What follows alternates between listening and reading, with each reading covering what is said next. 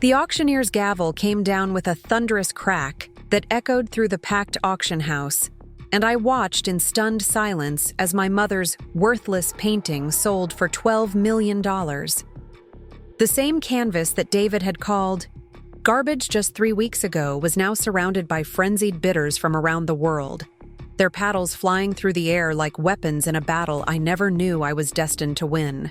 What David didn't know as he stood in the back of the room, his face pale with shock, and his expensive suit suddenly looking cheap against the backdrop of old money and art world royalty, was that this was just the beginning. Every dismissive comment he'd made about my impractical dreams, every condescending lecture about being realistic, every time he'd told me to grow up and get a real job was about to come back to haunt him in the most spectacular way possible. Before we jump back in, tell us where you're tuning in from, and if this story touches you, make sure you're subscribed, because tomorrow I've saved something extra special for you. But first, let me take you back to where this incredible journey really began, to a dusty attic in Oak Park, where I discovered that everything I thought I knew about my family, my inheritance, and my own worth was completely wrong. The morning after my mother's funeral, I stood in her cramped kitchen wearing my only black dress, and the kind of exhaustion that comes from crying until your body has nothing left to give. Margaret Mitchell had been gone for exactly 18 hours, and already the house felt hollow without her presence. The coffee maker still had her last cup's remnants, and her reading glasses sat folded beside yesterday's crossword puzzle, half completed in her careful handwriting.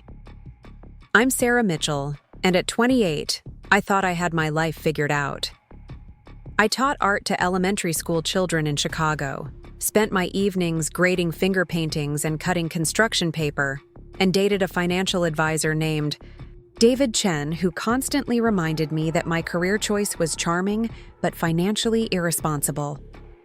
I lived in a studio apartment in Lincoln Park that was barely large enough for my easel and art supplies, surviving on a teacher's salary while dreaming of someday having enough money to pursue my own artistic ambitions.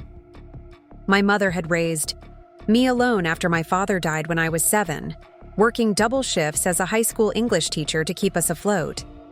She never remarried, never complained about money, and somehow always managed to make our modest life feel rich with love and possibility. What she also did, unbeknownst to me, was spend every spare dollar she had on art. Robert Kim, the estate lawyer, arrived at exactly 9 a.m. carrying a leather briefcase and the kind of sympathetic expression that professionals perfect for dealing with grieving families. He was a kind man in his 50s who had handled legal matters for teachers and other middle-class families for decades, and his presence in our small living room felt both comforting and surreal. "Sarah," he began gently, settling into the floral armchair that had been my mother's favorite spot for grading papers. "I want to express my deepest condolences.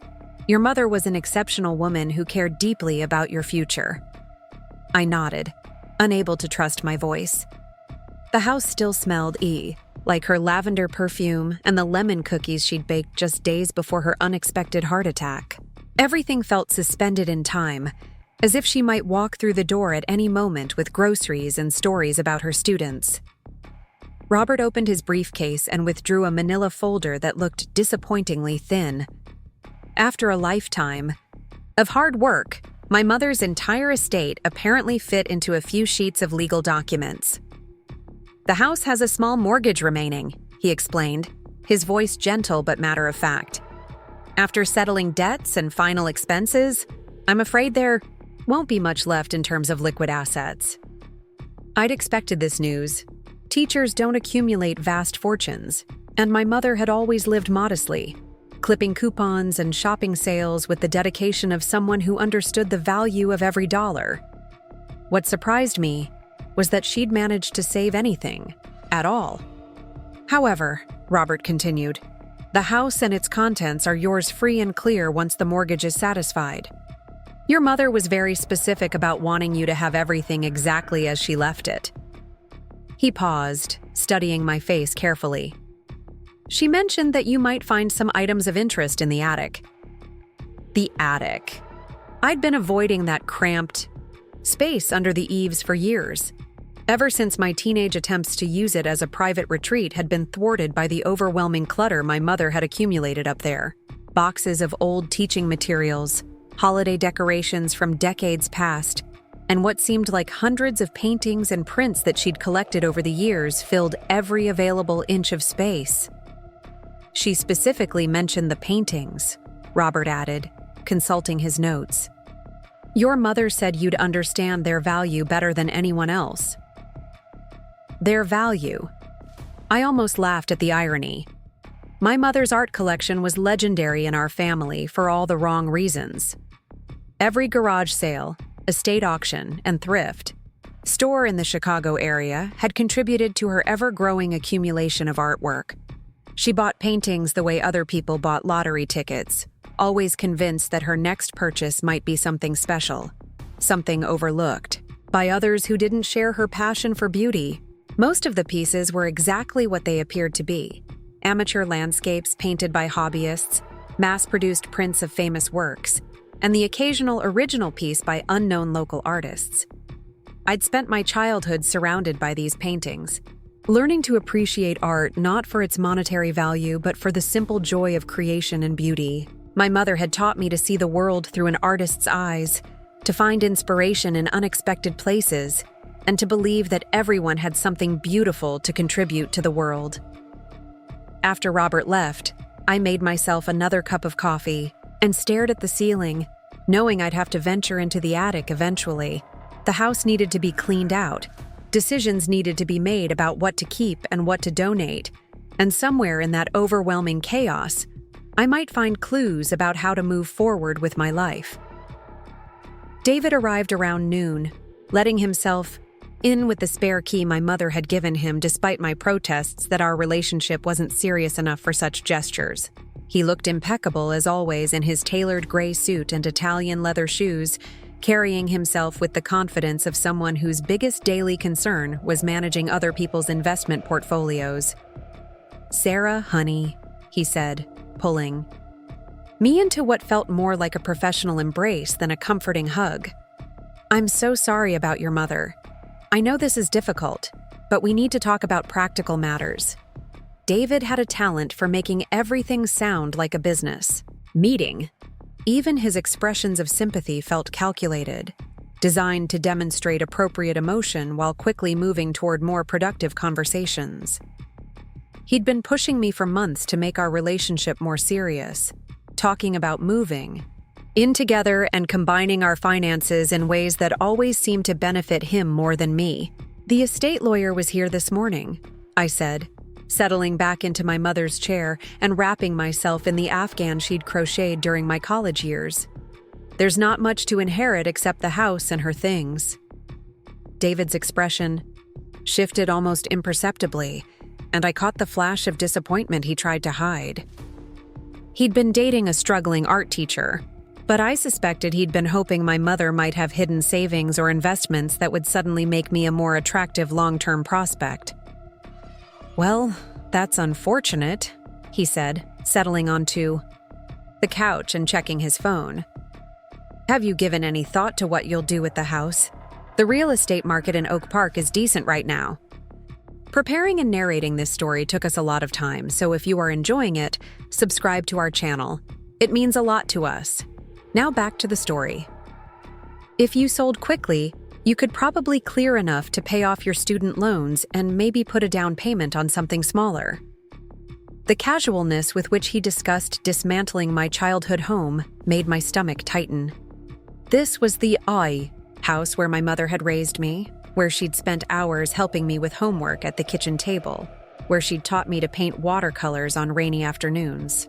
The idea of selling it to pay off debts felt like erasing her memory for the sake of financial convenience. "I haven't decided anything yet," I said carefully. "I need time to go through her things first. There might be items worth keeping." David glanced around the living room with the appraising eye of someone calculating square footage and market value. His gaze lingered on my mother's art collection, dozens of paintings and prints covering nearly every wall surface in the house. "Sarah, you know I care about you, but you have to be realistic. Most of this stuff is just clutter. Your mother had a good heart, but she wasn't exactly a sophisticated art collector." The dismissiveness in his voice sparked something defensive in my chest. My mother might not have had an advanced degree in art history or unlimited funds to spend at prestigious galleries, but she had genuine passion and an educated eye. She'd studied art in college before switching to education, and she'd spent decades learning about different artists and movements through books, museum visits, and pure dedication. "She knew more about art than you think," I said quietly.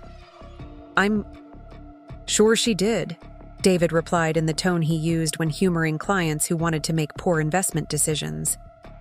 "But knowledge and market value are two different things. You can't eat appreciation for beauty, and you can't pay rent with sentimental value." His words stung because they echoed criticisms I'd heard throughout our relationship. David saw my teaching career as a temporary phase, something I'd eventually outgrow when I realized that financial security mattered more than creative fulfillment. He talked about my art as a hobby rather than a passion, and he'd never quite managed to hide his belief that I was wasting my potential on something as impractical as inspiring children to create.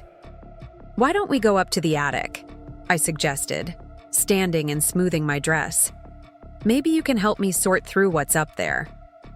David's expression suggested this was not how he'd planned to spend his afternoon, but he followed me upstairs and up the narrow wooden steps that led to the cramped space under the roof. When I pulled the chain to turn on the single overhead bulb, we were greeted by a sight that made David actually gasp. The attic was completely filled with paintings. Canvases were stacked against every wall, hung from the rafters, and arranged in careful rows across the floor.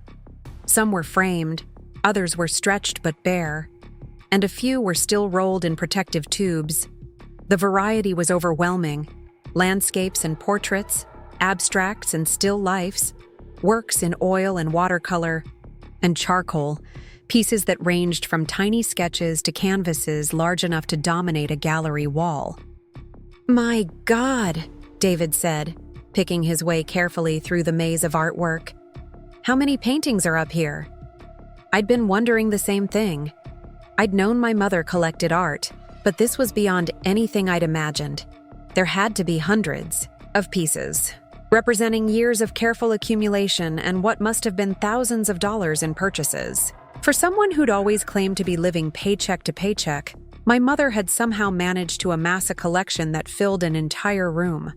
"This is what I mean about being realistic," David continued, lifting a small landscape to examine it more closely. "Your mother might have enjoyed collecting all this, but storage and maintenance costs money.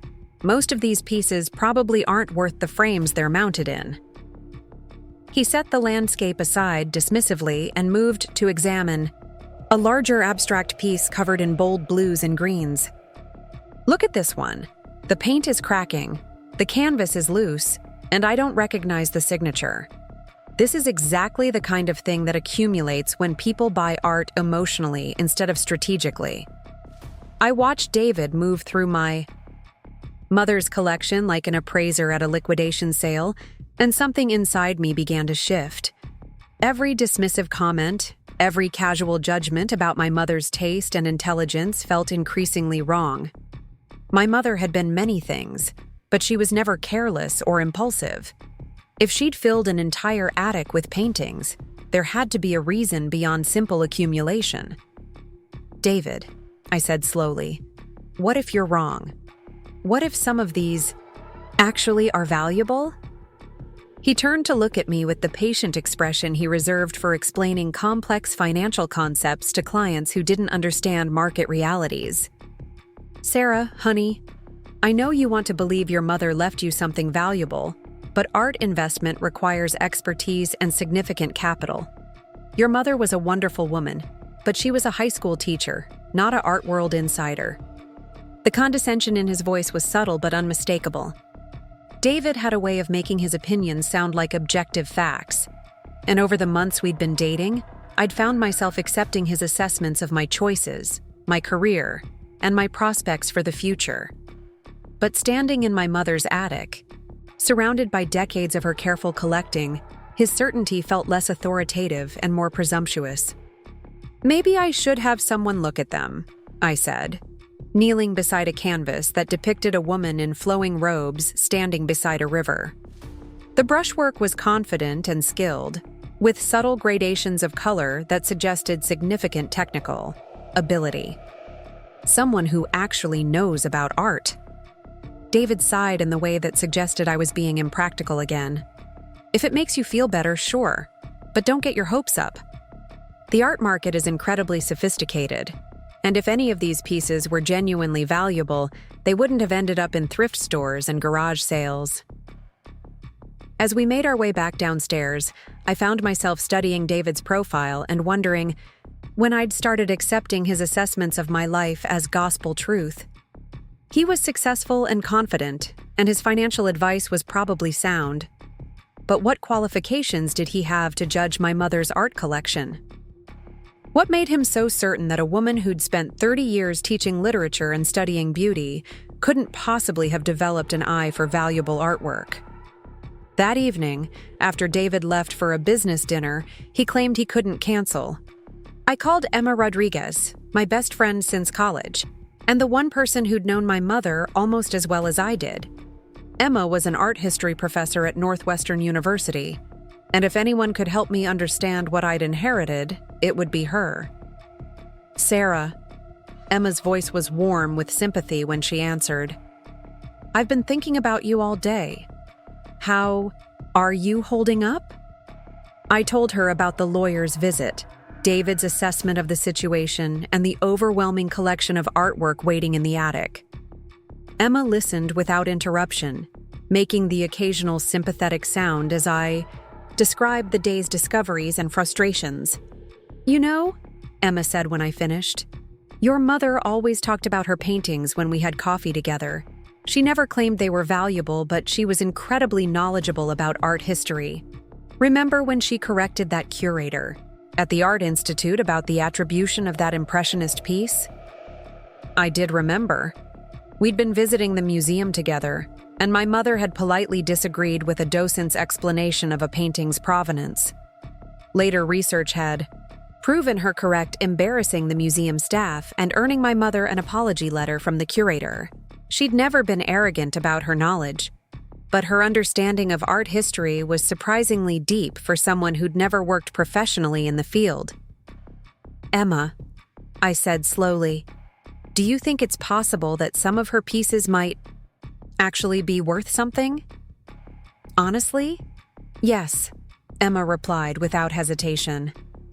"Your mother had an incredible eye, and she studied art seriously before she switched to education. She knew what to look for in terms of technique, composition, and historical significance. If she spent 30 years collecting with that kind of background knowledge, it's entirely possible she found some hidden gems." The conviction in Emma's voice was exactly what I needed to hear. Unlike David, who dismissed possibilities he couldn't immediately categorize, Emma understood that value in art wasn't always obvious or immediately recognizable. Some of the most important discoveries in art history had been made by people who saw potential where others saw only old paint and canvas. "What would you recommend I do?" I asked. "Document everything," Emma said immediately. "Take detailed photographs of every piece, including close-ups of signatures and any identifying marks. Then we'll start researching. I have access to art databases through the university, and I know several authentication experts who might be willing to take a look." The thought of systematically examining hundreds of paintings felt overwhelming, but for the first time since my mother's death, I felt a spark of genuine hope. Maybe David was right, and most of the collection would prove to be exactly what it appeared: enthusiastic but ultimately worthless accumulations of amateur art. But maybe, just maybe, my mother had been more strategic in her collecting than anyone had realized. As I prepared for bed that night in my childhood room, surrounded by familiar paintings and the lingering scent of my mother's presence, I made a decision. Whatever David thought about practicality and market realities, I was going to investigate. my inheritance thoroughly. My mother had left me these paintings for a reason, and I owed it to her memory to understand what that reason might be. The next morning, I called in sick to work and armed myself with a digital camera, a notebook, and the kind of determination that comes from finally deciding to trust your own instincts over someone else's certainty.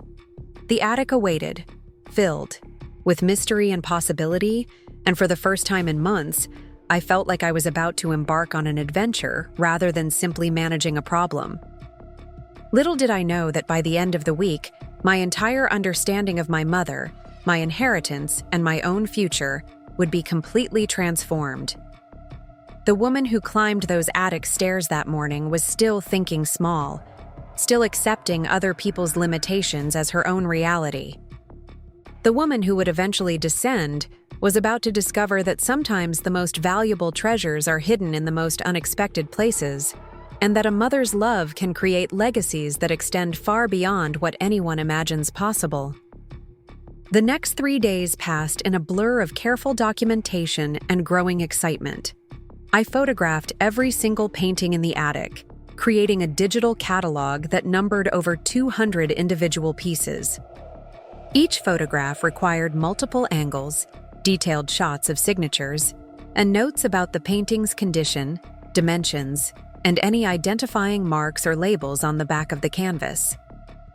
Emma arrived on Thursday evening with her laptop, a stack of art history reference books, and the kind of methodical enthusiasm that made her such an effective professor. We spread the printed photographs across my mother's dining room table like pieces of a massive puzzle, sorting them by style, apparent age, and subject matter. "Sarah, look at this," Emma said, holding up a photograph of a small still life featuring pears and wine glasses. The brushwork in this piece is remarkably sophisticated. See how the artist handled the light reflecting off the glass? That's not amateur technique. I leaned closer to examine the image. The painting itself had seemed unremarkable when I'd found it tucked behind several larger canvases, but Emma's trained eye was catching details I'd missed. The subtle gradations of color, the confident handling of light and shadow, the overall composition all spoke to an artist with significant technical skill. "What about the signature?" I asked, squinting at the barely legible scrawl in the lower right corner. Emma pulled out a magnifying glass and studied the photograph carefully. "It looks like it might say M. Cassatt, but I can't be certain from the photo. We'll need to examine the actual painting under better lighting." Mary Cassatt. Even I recognized that name from my art education courses. Cassatt had been one of the most important American Impressionists, known for her intimate portraits of women and children. Her work sold for millions at auction when they came to market at all. Most were safely housed in major museums around the world. "Emma," I said slowly, "you don't think it could actually be a Mary Cassatt, do you?" "Probably not," Emma replied, but her voice carried a note of uncertainty. That made my pulse quicken. Cassatt's works are extremely well documented, and the chances of an unknown piece turning up in someone's personal collection are astronomically small. But stranger things have happened in the art world. We spent the next 4 hours going through photographs, and Emma identified at least a dozen pieces that warranted serious investigation. There was a landscape that bore similarities to works by American tonalist painters from the early 1900s, a portrait that showed influences of the Ashcan school, and several abstract pieces that reminded Emma of lesser-known but respected mid-century modernists. "Your mother definitely had an educated eye," Emma concluded as we organized the photographs into piles of varying interest levels. Even if none of these turn out to be major discoveries, she collected some genuinely skilled work by artists who understood their craft. David arrived just as we were finishing our initial sorting, carrying takeout dinner and wearing the expression of someone humoring a friend's harmless obsession. He kissed my cheek perfunctorily and surveyed the photographs covering every surface of the dining room. "Still playing art detective?" he asked with forced lightness. "Find any hidden Picassos yet?" "Actually," Emma said coolly, We've identified several pieces that show significant technical sophistication. Sarah's mother clearly had excellent taste and considerable knowledge. David set down the takeout bags and picked up one of the photographs we'd flagged for further research. "This one?" he asked, examining the image of a street scene that Emma thought might be related to the urban realist movement. "It looks like something you'd find at a hotel art sale." The dismissiveness in his tone was becoming increasingly grating. David seemed personally invested in proving that my mother's collection was worthless, as if the possibility of valuable artwork threatened some fundamental assumption he'd made about my family's place in the world. "David," I said carefully, "Emma has a PhD in art history. Her opinion carries some weight." "Of course it does," David replied quickly, realizing he'd overstepped. "I'm just trying to manage expectations. The art market is incredibly competitive, and authentication is a complex process. Even if some of these pieces are by known artists, that doesn't necessarily mean they're valuable." Emma gathered her things shortly after dinner, promising to begin researching the most promising pieces through the university's databases. After she left, David and I sat in the living room surrounded by the photographs of my mother's collection, and the silence between us felt heavier than usual. "Sarah," David said finally, "I'm worried about you. You've been completely consumed by this art project, and I think you're setting yourself up for disappointment.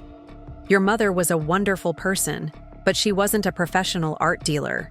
The odds of finding anything truly valuable are practically non-existent." "But what if the odds don't matter?" I replied. "What if she did find something valuable? What if all those years of careful collecting actually resulted in a real discovery?" David sighed and moved closer to me on the couch. "Then we'll deal with that when it happens.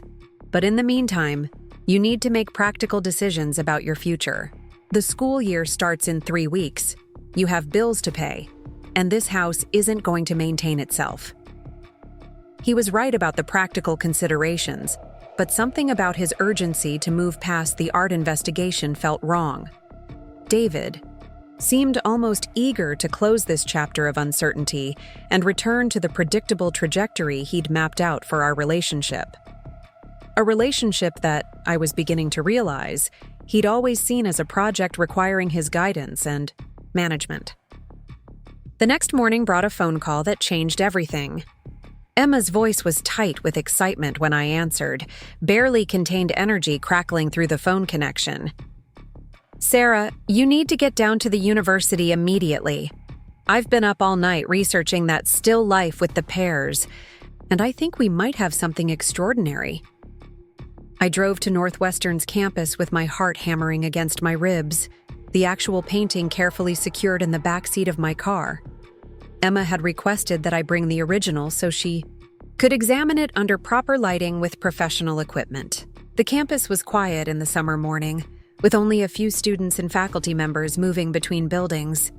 Emma met me at the entrance to the art history building, practically vibrating with suppressed excitement. She led me to a specialized examination room equipped with adjustable lighting, magnification equipment, and digital imaging technology used for studying artwork. "Put the painting on the easel," Emma instructed, pulling on white cotton gloves. "I want to examine the signature under different light spectrums." The still life looked different under the bright color-corrected lighting. Details that had been obscured in the dim attic became clearly visible, and the overall quality of the work was even more impressive than I'd remembered. The artist had captured not just the visual appearance of the objects, but something intangible about their weight and texture.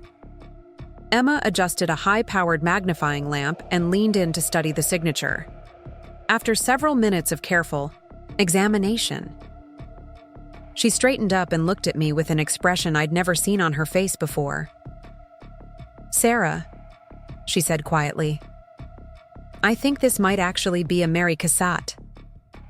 The words hit me like a physical blow. Mary Cassatt, one of the most important American artists of the 19th century, a painter whose works resided in the Metropolitan Museum of Art, the Louvre and private collections worth hundreds of millions of dollars. "Are you certain?" I whispered. "Not certain, no. Authentication requires extensive technical analysis, provenance research, and expert consensus. But the signature is consistent with Cassatt's known examples. The brushwork matches her style from the 1880s, and the subject matter is typical of her domestic scenes." Emma's voice was professionally controlled, but I could hear the amazement underneath. "There's also this." She pointed to a small label affixed to the back of the canvas that I'd barely noticed during my initial cataloging. Under the magnifying equipment, faded text became clearly readable. "Estate of Dr. Edmund Clark, Paris, 1924. Dr. Edmund Clark was an American expatriate living in Paris during the height of the Impressionist movement," Emma explained. "He was known to be a patron of American artists abroad, including Mary Cassatt. If this painting came from his estate, it provides a plausible provenance chain." I sank into the nearest chair as the implications hit me. If Emma was right, if this small still life was actually a Mary Cassatt, it could be worth millions of dollars.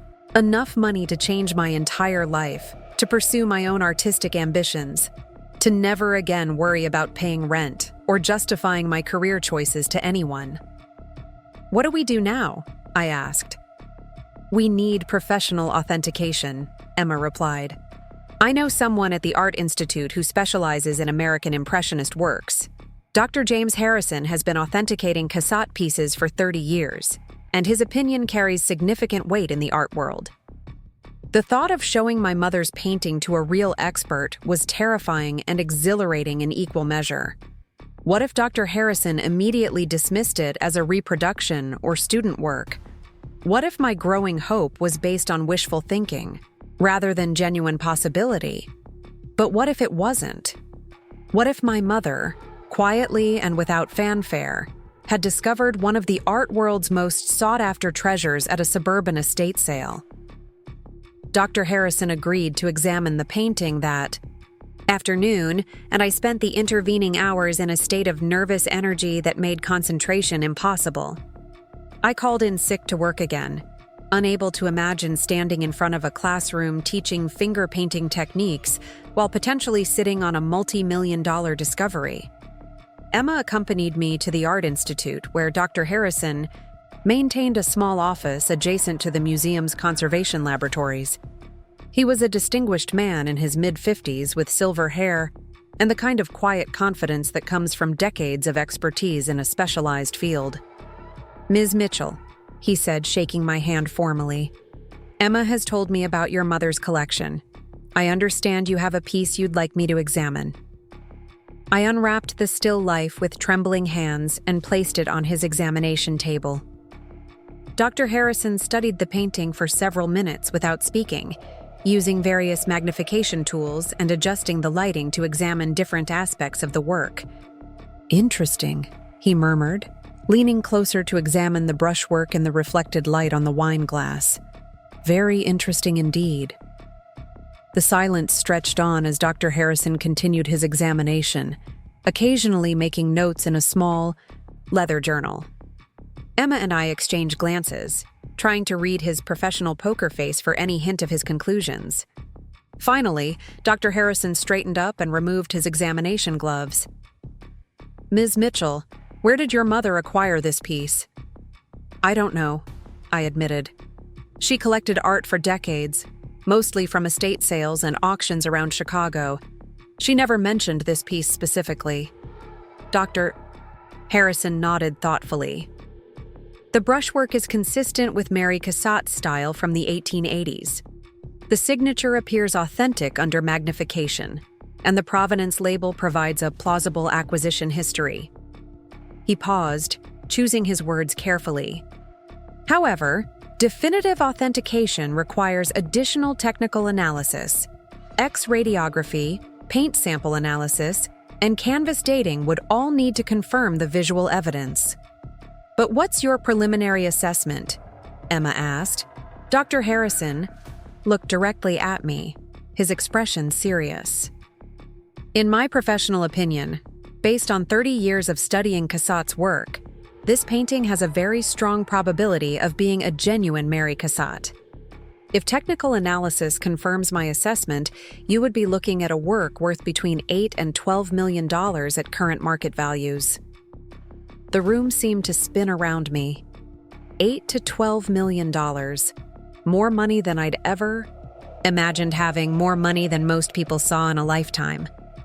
Enough money to transform not just my financial situation, but my entire understanding of what was possible in my life. Are there other pieces in your mother's collection that might warrant similar examination? Dr. Harrison asked. I thought about the dozens of photographs Emma and I had identified as potentially significant. If this one small still life could be worth millions, what about the larger canvases, the portraits, the landscapes that had seemed promising under our amateur investigation? Yes, I said quietly. There are quite a few others. Dr. Harrison smiled for the first time since we'd arrived. Ms. Mitchell, I think you should prepare yourself for the possibility that your mother was a far more sophisticated collector than anyone realized. Would you be interested in having me examine the entire collection? As we arranged for Dr. Harrison to visit my mother's house the following week, I felt like I was living in someone else's life. The struggling art teacher who'd entered his office an hour ago was being replaced by someone with possibilities she'd never dared to imagine. But underneath the excitement and disbelief, a part of me couldn't help wondering why my mother had never told me about her discoveries. Why had she lived so modestly if she'd known she owned valuable artwork? And why had she chosen to reveal this secret only after her death? That evening, I sat in my mother's kitchen staring at the phone and trying to decide whether to call David. Part of me wanted to share this incredible development with the man I'd been dating for 8 months. But another part of me hesitated, remembering his dismissive comments about my mother's collecting and his insistence that I focus on practical realities rather than impossible dreams. When I finally called him, David's reaction was exactly what I'd expected, and somehow more disappointing than I'd prepared for. "Sarah, slow down," he said after I'd breathlessly explained the day's discoveries. "You're getting carried away by expert opinions and possibilities. Until you have definitive authentication and a certified appraisal, this is all just speculation." "But Dr. Harrison is one of the most respected experts in the field," I protested. "His preliminary assessment carries significant weight." "Maybe it does in academic circles," David replied. "But the art market is different from university research. Authentication is a complex process that can take months or years, and even then, market values fluctuate based on factors beyond artistic merit." The measured tone in his voice, the same one he used to explain investment strategies to overly optimistic clients, made my excitement feel naive and foolish. David had a gift for making enthusiasm seem like a character flaw, for turning hope into evidence of poor judgment. "I'm just saying you shouldn't get your hopes up," he continued. "The odds of your mother accidentally stumbling onto a multi-million-dollar painting are incredibly small. It's more likely that this is a very good reproduction or a work by a lesser artist working in Cassatt's style." But as I hung up the phone and looked around my mother's kitchen, surrounded by the paintings she'd chosen and loved, I found myself questioning David's automatic skepticism more than my own growing excitement. My mother had been many things, but she'd never been careless or naive about subjects that mattered to her. If she'd filled an attic with artwork, if she'd spent decades studying and collecting with limited resources, there had to be more to her story than simple accumulation. The next week, Dr. Harrison arrived with a team of specialists to examine my mother's complete collection. They spent 3 full days in the attic, photographing, measuring, and conducting preliminary assessments of every piece. The house filled. With the quiet energy of experts discovering something extraordinary, their professional excitement barely contained beneath academic protocol. By the time they finished their initial survey, Dr. Harrison had identified 12 pieces that warranted full authentication procedures. 12 paintings that, if proven genuine, could represent a collection worth more than $50 million. Enough money to fund museums, establish foundations, or transform someone's life in ways that seemed too fantastic to believe. As I watched the experts carefully pack the most promising pieces for transport to authentication laboratories, I realized that my quiet mother, the high school English teacher who'd clipped coupons and worked double shifts to support her daughters' dreams, had been living a secret life as one of the most successful art collectors of her generation. The woman I'd thought I knew completely had been hiding depths of knowledge, passion, and strategic thinking that would have impressed the most sophisticated art world professionals. The question now was what I would do with the legacy she'd left me, and whether I had the courage to embrace the possibilities she'd quietly been building for decades. The woman who'd discovered these treasures was about to become someone entirely different from the struggling teacher who'd climbed those attic stairs just 2 weeks ago, and I wasn't sure I was ready for the transformation that awaited me. The authentication process took 6 weeks, and during that time, my life existed in a strange state of suspended animation. I returned to teaching my elementary art classes, helping 7-year-olds mix primary colors and discussing the difference between warm and cool tones, all while knowing that somewhere across the city, teams of specialists were determining whether my mother had left me one of the most significant private art collections in American history. Dr. Harrison called every few days with updates that made my heart race. The canvas dating on the cassette piece confirmed the appropriate age for the 1880s time frame. Paint analysis revealed pigments consistent with materials available during that period. X-radiography showed no evidence of forgery or overpainting. Each technical confirmation brought us closer to what seemed like an impossible conclusion. But it wasn't just the cassette piece generating excitement among the experts. The landscape that Emma had initially flagged showed strong evidence of being an early work by George Inness, one of America's most important tonalist painters. A portrait of a young woman bore characteristics consistent with works by William Merritt Chase from his New York period. Most surprising of all, an abstract piece that I'd barely noticed during my initial cataloging appeared to be a previously unknown work by Arthur Dove, a pioneering American modernist. David's reaction to each development followed a predictable pattern. Initial skepticism gave way to grudging acknowledgement of the expert opinions, followed by lectures about market volatility and the complexities of actually monetizing valuable artwork. He seemed personally affronted by the possibility that my mother's quiet collecting might prove more financially successful than his carefully managed investment strategies. "Even if these paintings are authentic," he said over dinner one evening, "you can't just walk into an auction house and cash them in like lottery tickets. The art market is incredibly complex, with insurance requirements, conservation costs, and transaction fees that could eat up a significant portion of any sale proceeds."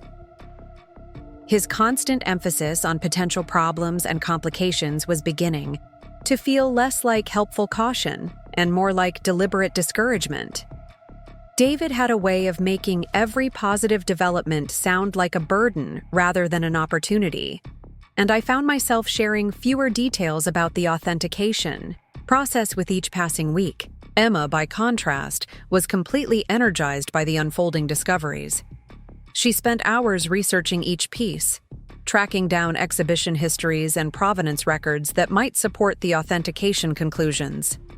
Her enthusiasm reminded me of my own excitement during my first art history courses, when every museum visit felt like a treasure hunt and every new artist discovery opened up worlds of possibility. "Sarah," she said during one of our weekly research sessions, "your mother wasn't just collecting randomly. She was systematically building a collection of American art from specific periods and movements. Look at the pattern." Emma spread out photographs of the authenticated pieces across my mother's dining room table, organizing them chronologically and stylistically.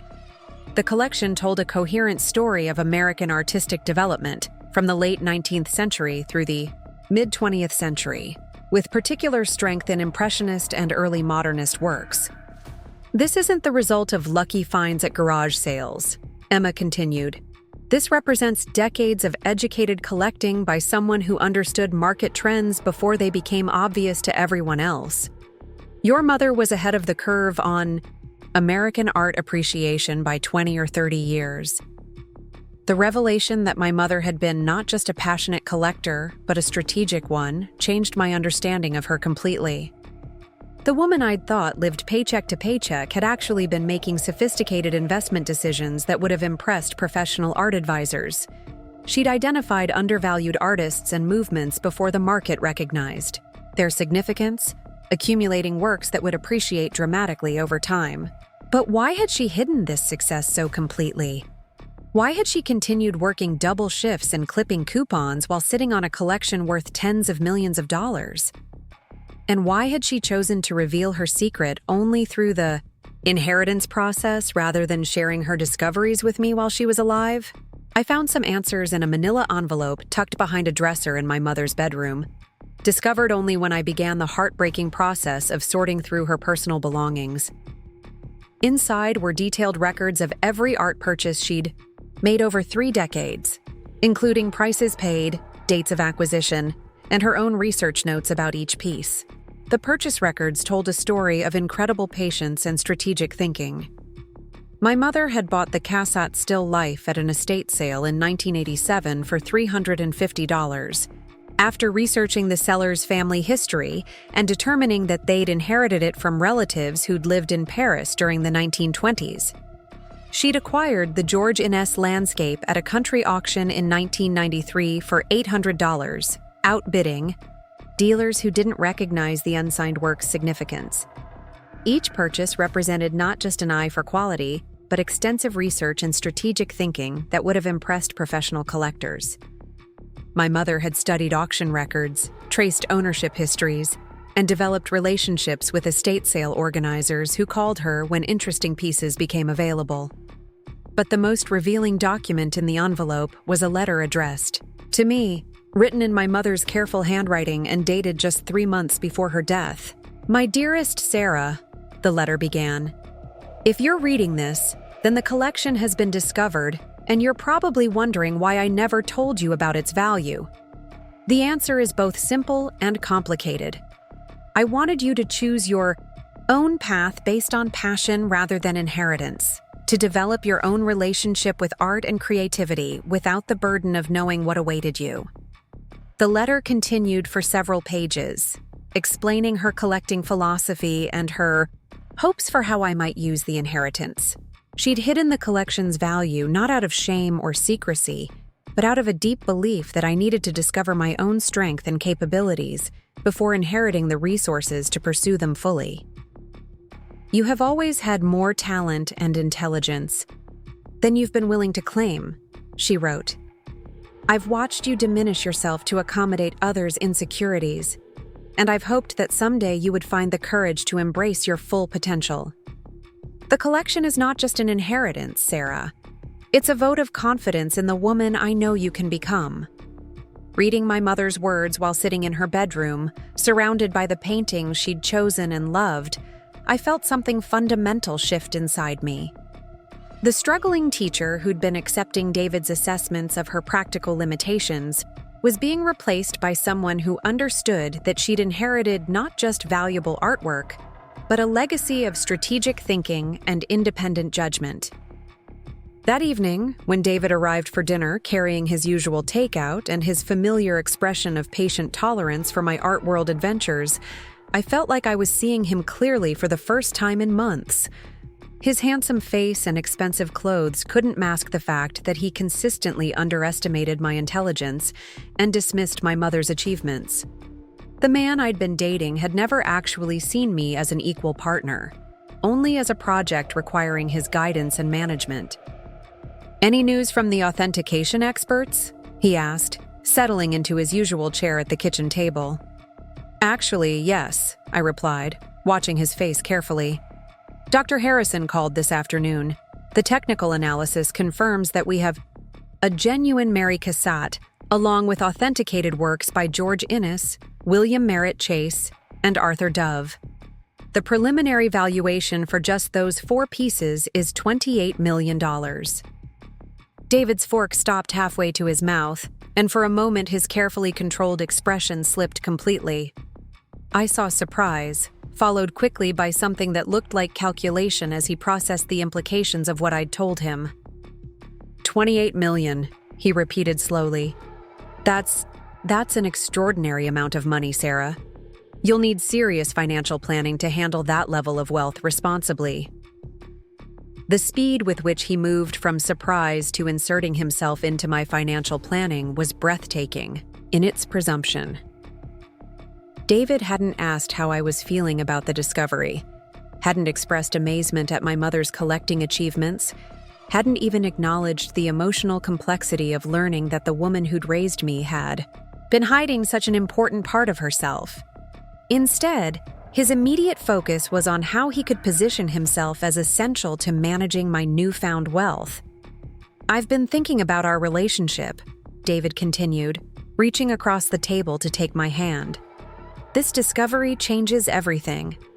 For us, Sarah, with this kind of financial foundation, we could really build something together. Get married, buy a house in one of the better neighborhoods, maybe start a family. The casual way he mapped out our future, incorporating my inheritance into his long-term plans without actually asking what I wanted, made my stomach tighten with something approaching revulsion. David was proposing not because he loved me, but because I'd suddenly become a much more attractive investment opportunity. What if I don't want to sell the paintings? I asked quietly. David's expression showed genuine confusion. Why wouldn't you sell them? You can't eat artwork, and $28 million would set us up for life. We could invest conservatively and live off the returns indefinitely. Maybe I want to keep them. Maybe I want to honor my mother's collecting by preserving what she built. Sarah, be realistic, David said, his voice taking on the patronizing tone that had become increasingly grating over recent weeks. Your mother collected these pieces as investments. She would want you to realize their value and use the money to secure your future. But as I looked around the kitchen, surrounded by my mother's carefully chosen artwork, I realized that David fundamentally misunderstood both my mother's motivations and my own values. The collection wasn't just an investment portfolio disguised as art. It was a testament to a lifetime of passion, research, and strategic thinking by a woman who'd built something extraordinary while everyone around her assumed she was simply accumulating pretty pictures. I think you should go, I said quietly. David's hand tightened on mine. Sarah, you're upset. This is overwhelming news, and you're not thinking clearly. Don't make any hasty decisions about our relationship when you're emotional. The presumption that my desire for space was evidence of poor judgment rather than clear thinking was the final straw. David had spent our entire relationship assuming that his perspectives were more rational and valuable than mine, that my emotions and instincts were obstacles to overcome rather than wisdom to consider. I'm thinking very clearly, I replied, standing up and moving away from the table. And what I'm thinking is that you've never actually seen me as an equal partner. You've been dating your idea of who I should become, not the person I actually am. David's expression shifted through several emotions as he realized that his assumption of control over the situation was slipping away. Sarah, we can work through this. You're right that I've been focused on practical matters, but that's because I care about your well-being. I want to protect you from making mistakes with this inheritance. The only mistake I'm in danger of making, I said, opening the front door, is letting someone else's limitations become my own reality. After David left, I sat in my mother's living room surrounded by her paintings and felt more alone than I had since her funeral. But it was a different kind of solitude than the grief-stricken isolation of the previous weeks. This was the quiet space that comes from finally making a decision you've been avoiding, from choosing authenticity over security even when the choice feels terrifying. The next morning brought a phone call that opened up possibilities I'd never imagined. Victoria Sterling, director of one of Chicago's most prestigious galleries, had heard about my collection through Dr. Harrison and wanted to discuss a potential exhibition. "Ms. Mitchell," Victoria's voice was warm and professional, "I understand you've inherited a significant collection of American art. I'd love the opportunity to discuss how we might share these works with the public through a curated exhibition." The idea of displaying my mother's paintings publicly had never occurred to me. I'd been so focused on authentication and valuation that I hadn't considered the cultural significance of what she'd assembled. But as Victoria described the possibilities for a comprehensive exhibition that would tell the story of American art development through the lens of one woman's passionate collecting, I felt excitement building in ways that had nothing to do with financial value. "Would you be interested in meeting to discuss this further?" Victoria asked. The Sterling Gallery occupied an elegant space in Chicago's River North District, surrounded by other high-end art venues and design studios. Victoria herself was an impressive woman in her mid-40s, with silver-streaked hair and the kind of quiet confidence that comes from decades of success in a competitive field. "Ms. Mitchell," she said, greeting me personally at the gallery entrance, "I've spent considerable time reviewing the documentation Dr. Harrison provided, and I must say, your mother assembled one of the most coherent and significant private collections of American art I've encountered in 20 years of gallery work." As Victoria led me through the gallery's main exhibition space, explaining how my mother's paintings might be displayed and contextualized, I felt a growing sense of excitement about possibilities that extended far beyond personal wealth. The collection could tell a story about American artistic development that had never been presented so comprehensively. It could honor my mother's passion and expertise while contributing to public understanding of art history. "There's something else," Victoria said as we settled into her office overlooking the gallery's main floor. "The National Museum of American Art in Washington has expressed interest in acquiring several pieces from your collection for their permanent holdings. They're particularly excited about the Arthur Dove, which would fill a significant gap in their modernist collection." The possibility that my mother's carefully chosen paintings might find permanent homes in major museums added another layer of meaning to the inheritance. These weren't just valuable objects to be sold for personal benefit. They were cultural artifacts that could educate and inspire future generations of art lovers. As I drove home from the gallery, I realized that my understanding of the inheritance had evolved far beyond David's simplistic focus on monetary value. My mother had left me not just valuable paintings, but a legacy of passion, expertise, and cultural stewardship that demanded thoughtful consideration rather than quick liquidation. That evening, Emma arrived with a bottle of champagne and news that the authentication process had confirmed 2 additional pieces as significant discoveries. We were now looking at a collection valued at over $40 million, with potential for further discoveries among the remaining unexamined works. "Sarah," Emma said as we sat on my mother's back porch watching the sunset, "you realize that you're now one of the most significant private collectors of American art in the country, right? Your mother built something that museums and established collectors have spent decades trying to assemble."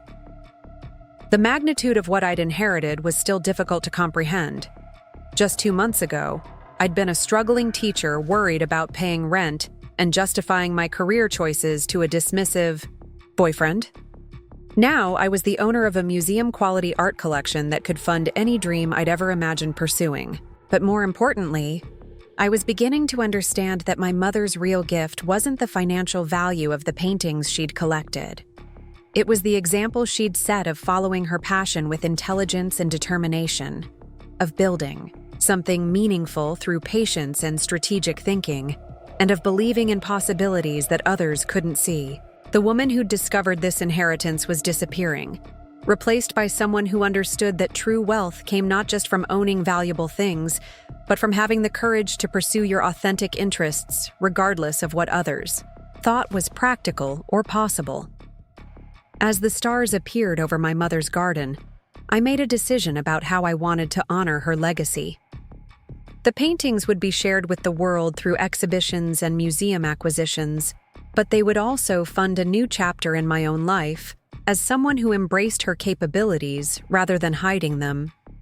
The struggling teacher who'd climbed. Those attic stairs 7 weeks ago was gone forever.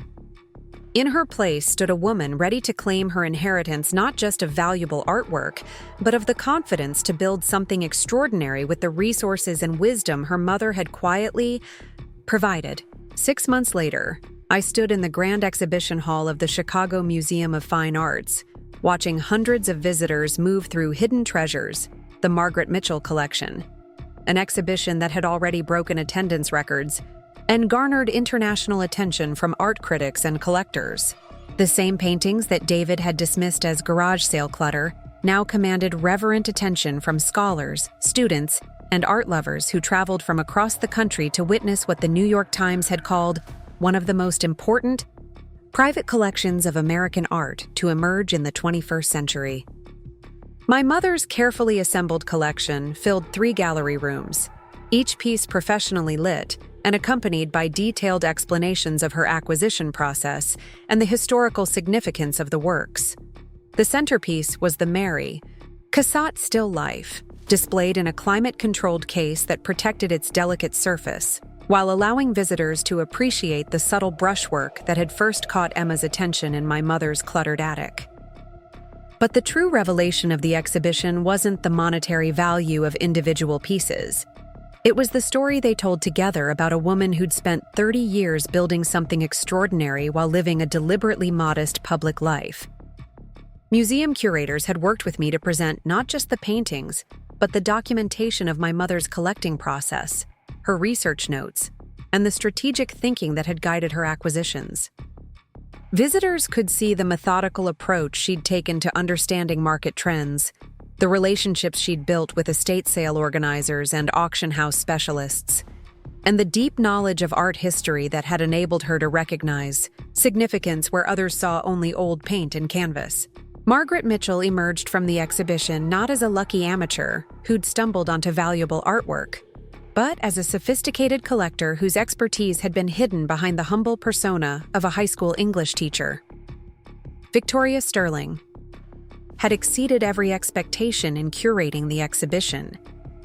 She'd insisted that the story focus on my mother's achievements rather than the sensational aspects of discovering hidden wealth, and she'd worked with museum educators to create programming that would inspire other women to pursue their passions regardless of external limitations or social expectations. "Sarah," Victoria said, approaching me as I stood before a portrait by William Merritt Chase that had sold at auction just the week before for $8.4 million. "The Smithsonian curator just confirmed that they want to acquire the Arthur Dove for their permanent collection. The acquisition committee was unanimous in their decision." The Smithsonian acquisition represented the culmination of months of negotiations with major museums competing for pieces from my mother's collection. Rather than selling everything through commercial auction houses, I'd chosen to place significant works in institutions where they would be preserved and studied for future generations. The financial returns were substantial, but the cultural impact felt even more meaningful. Emma joined us, carrying a guest book that had filled with hundreds of signatures and comments from exhibition visitors. Many of the messages were from women who'd been inspired by my mother's story, teachers and librarians and social workers who'd discovered that their own modest collecting or creative pursuits might have more significance than they'd imagined. "Look at this entry," Emma said, pointing to a comment written in careful handwriting. "It's from a retired librarian in Detroit who says she's been buying paintings at estate sales for 20 years, but never thought to research their history. She's driving home tomorrow to start investigating her own collection." The ripple effects of my mother's story had extended far beyond the Chicago art world. Articles about the discovery had appeared in national magazines, inspiring other families to examine their inherited artwork more carefully, and encouraging amateur collectors to trust their instincts even when others dismissed their interests as impractical hobbies. But perhaps the most personally satisfying aspect of the exhibition was watching my former students visit with their families. Several of my elementary art classes had organized field trips to see their teachers' transformed circumstances, and their excitement about discovering that their underpaid construction paper cutting instructor was actually connected to a world of museum-quality masterpieces had been infectious. Ms. Mitchell called out 7-year-old Marcus Williams, one of my most enthusiastic former students. "Did your mom really find all these paintings at garage sales?" "My grandma goes to garage sales every weekend. Maybe she's finding treasure too." His innocent question captured something essential about what I'd learned through this experience. Treasure existed in unexpected places, waiting to be recognized, by people who combined passion with knowledge and patience. My mother's legacy wasn't just the specific paintings she'd collected, but the example she'd set of pursuing excellence in ways that others might not immediately understand or appreciate. The opening night reception had been a surreal experience, attended by museum board members, prominent collectors, and art world celebrities who treated me with the kind of respectful attention usually reserved for established cultural figures. 6 months earlier, I'd been Sarah Mitchell, struggling art teacher. Tonight I was Sarah Mitchell, inheritor and steward of one of America's most significant private art collections. Dr. James Harrison approached during the evening's formal presentation, carrying a leather portfolio that I recognized from our first meeting at the Art Institute. "Sarah," he said warmly, "I have something I think you'll find interesting. We've completed authentication on the remaining pieces from your mother's collection, and there are 3 additional discoveries that warrant immediate attention." The portfolio contained documentation for paintings I'd barely noticed during my initial attic inventory. A small seascape that had been tucked behind several larger works was now confirmed as an early painting by Winslow Homer. A portrait of a young man in formal dress bore authentic signatures and stylistic elements, consistent with works by John Singer Sargent. Most remarkably, an abstract composition I'd dismissed as amateur experimentation was actually a previously unknown work by Georgia O'Keeffe from her New York period. "The total authenticated value of your mother's collection now exceeds $68 million, Dr. Harrison said quietly. "But perhaps more importantly, these discoveries will fundamentally change how art historians understand the availability and circulation of major American artworks in the mid-20th century. $68 million. The number was so large it felt abstract, disconnected from any practical understanding of money I'd developed through years of budgeting teacher salaries and worrying about utility bills. But the real transformation in my life had less to do with financial security and more to do with the confidence that came from understanding my mother's true legacy. Amanda Foster, Victoria's gallery assistant who'd become my closest advisor on museum relations and acquisition decisions, joined our conversation with news that the exhibition's success had attracted international attention. "Sarah, we've received inquiries from the Tate Modern in London and the Musée d'Orsay in Paris about organizing traveling versions of the exhibition. Your mother's story is resonating with audiences far beyond the American art world." The possibility of sharing my mother's achievements with international audiences felt like the perfect way to honor her memory and extend her influence. She'd spent her lifetime studying art from around the world, and the idea that her own collecting story might inspire people in other countries seemed like a fitting continuation of her educational mission. As the reception continued around me, I found myself thinking about David and wondering how he was processing the news of my transformed circumstances. He'd made several attempts to contact me following our final conversation, leaving voicemails that progressed from confident assumptions that I'd reconsider my hasty decision to increasingly desperate appeals for a chance to explain his behavior. His most recent message, left just days before the exhibition opening, had revealed the depth of his misunderstanding about both my character and my situation. "Sarah," his recorded voice had said, "I know you're angry with me, but you have to be practical about your future. Managing this kind of wealth requires professional expertise, and I'm willing to put our personal issues aside to help you make smart financial decisions." The message had confirmed everything I'd realized about David's fundamental inability to see me as anything other than a project requiring his management. Even faced with evidence of my mother's sophisticated collecting and my own growing expertise in art world navigation, he still believed I needed his guidance to handle my inheritance responsibly. Emma appeared at my side carrying 2 glasses of champagne, her face glowing with the satisfaction of someone who'd been proven spectacularly right about her initial assessment of my mother's collection. "You know," she said, gesturing toward the crowded gallery around us, "6 months ago, David was lecturing you about being realistic and focusing on practical considerations. I wonder what he thinks about the practicality of $68 million. The irony wasn't lost on me.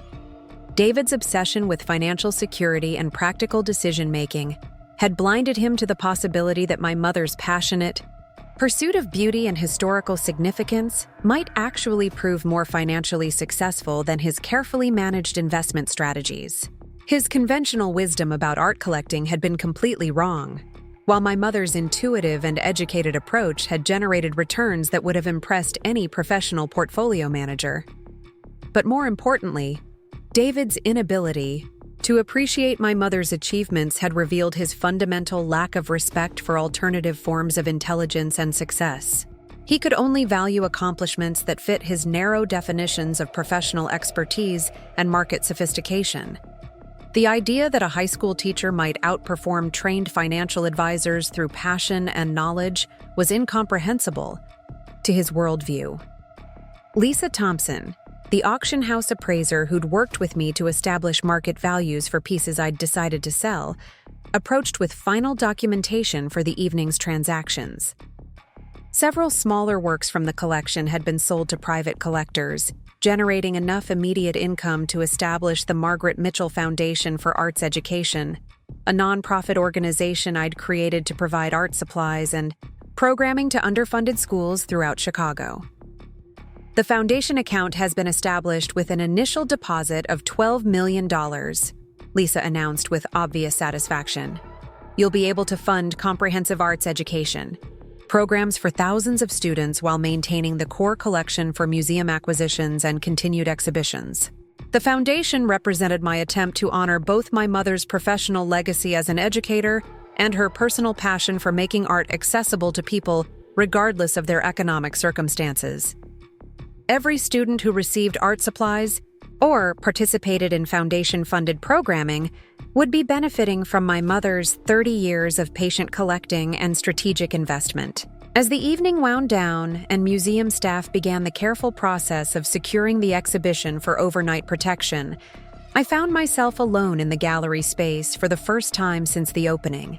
The soft lighting cast gentle shadows across my mother's paintings, and the quiet felt sacred in a way that reminded me of late evenings in her house when she'd sit reading in her favorite chair, surrounded by the artwork she'd chosen and loved. Victoria joined me in the contemplative silence, her own exhaustion from months of exhibition planning temporarily forgotten in the satisfaction of a successful opening. "Sarah," she said quietly, "I hope you realize what an extraordinary thing your mother accomplished.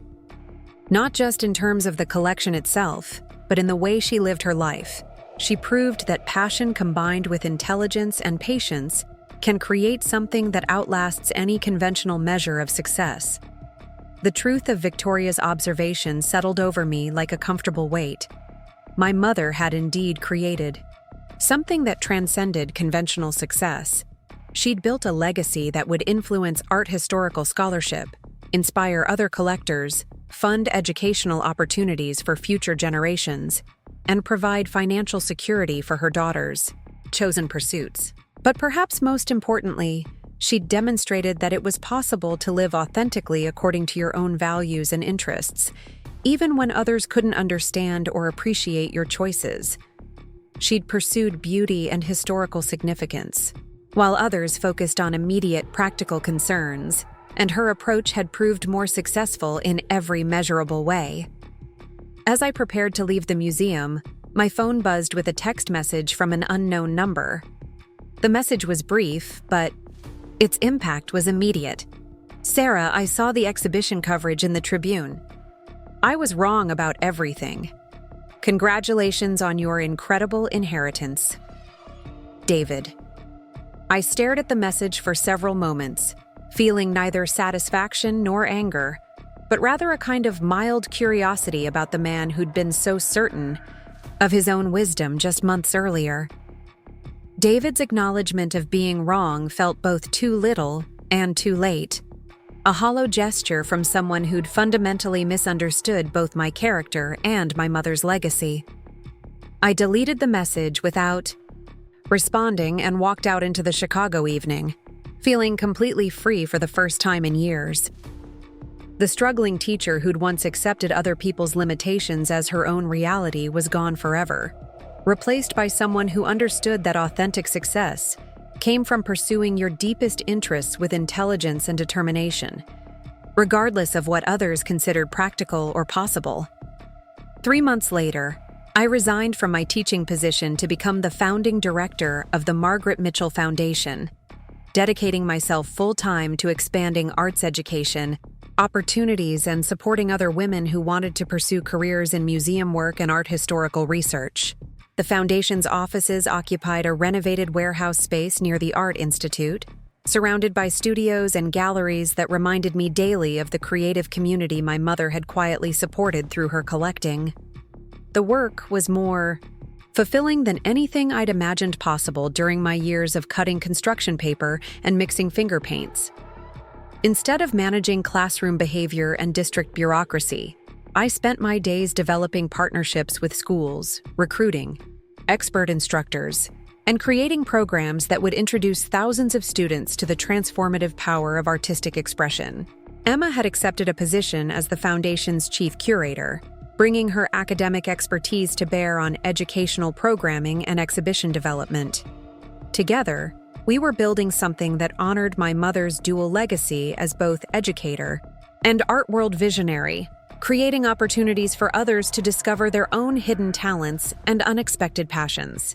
The final pieces of my mother's collection had found permanent homes in major museums around the world, but I'd kept several favorites for my own enjoyment. The small cassette still life that had started this entire journey hung in my new apartment, a daily reminder of the moment when possibility had first revealed itself in my mother's cluttered attic. On quiet evenings, I'd sit before that painting and remember the woman who'd raised me to believe in beauty and education, and the importance of following your authentic interests regardless of external pressures. Margaret Mitchell had spent her lifetime proving that extraordinary things were possible for people who combined passion with patience and strategic thinking. Her daughter had inherited not just valuable artwork, but the courage to live according to those same principles, building something meaningful from the resources and wisdom she'd been given. The greatest treasure my mother had left me wasn't the millions of dollars in authenticated masterpieces, but the example she'd set of a woman who trusted her own judgment and pursued her dreams with quiet determination. As I prepared for bed, in my new home, surrounded by carefully chosen artwork and the comfortable silence that comes from living authentically, I thought about other women who might be hiding their own talents and interests behind facades of conventional respectability. Somewhere in Chicago, in dusty attics and forgotten storage rooms, treasures waited to be discovered by people brave enough to look beyond surface appearances and trust their own educated instincts. My mother's story had become a beacon for those women. Proof that extraordinary success was possible for people who refused to accept others' limitations as their own reality. The inheritance she'd left me was still growing and multiplying, touching lives in ways that no conventional investment strategy could ever match. The woman who'd discovered those paintings 6 months ago had been transformed by the experience. But the real transformation had been internal. Sarah Mitchell, struggling art teacher, had become Sarah Mitchell, foundation director and cultural steward, not because of the money she'd inherited, but because she'd finally found the courage to embrace her authentic capabilities and pursue her genuine interests without apology or compromise. 2 years after standing in that cluttered attic for the first time, I walked through the grand ballroom of the Palmer House Hotel in downtown Chicago, surrounded by 300 guests gathered for the Margaret Mitchell Foundation's second annual gala. The evening's auction had just concluded with record-breaking results, raising over $4 million to expand arts education programs throughout the Midwest. And the energy in the room reflected the kind of genuine celebration that comes from collective achievement rather than individual success. The transformation in my own life over those 24 months had been so complete that I sometimes felt like I was living someone else's story.